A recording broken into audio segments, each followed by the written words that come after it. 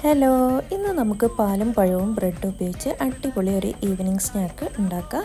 അപ്പോൾ 4 piece bread ഇതേപോലെ ഒന്ന് പൊടിച്ചെടുത്തിട്ടുണ്ട്. അതിലേക്ക് ഒരു ഗ്ലാസ് പാല്, 50 ഗ്രാം ശർക്കര, 2 കോഴിമുട്ട, പിന്നെ ഒരു 1/4 ടീസ്പൂൺ ഏലക്കാപ്പൊടി, ഇതൊക്കെ ഒഴിച്ച് ഒന്ന് അടിച്ചെടുക്കുക. ഇനി ഇതിലേക്ക് ഒരു ചെറിയ പീസ് ബട്ടറും കൂടി ഇട്ട് അടിച്ചെടുക്കുന്നുണ്ട്.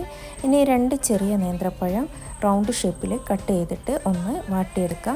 ഇതൊരു പാനിലേക്ക് നിരത്തി വെച്ചതിന് ശേഷം നമ്മുടെ മാവ് ഒഴിച്ചു കൊടുക്കുക. എന്നിട്ട് 10 മിനിറ്റ് വേവിച്ചതിന് ശേഷം വീണ്ടും മാവ് ഒഴിച്ചിട്ട് ഇതേപോലെ സെക്കൻഡ് ലെയറായിട്ട് പഴം വെച്ച് കൊടുക്കുക.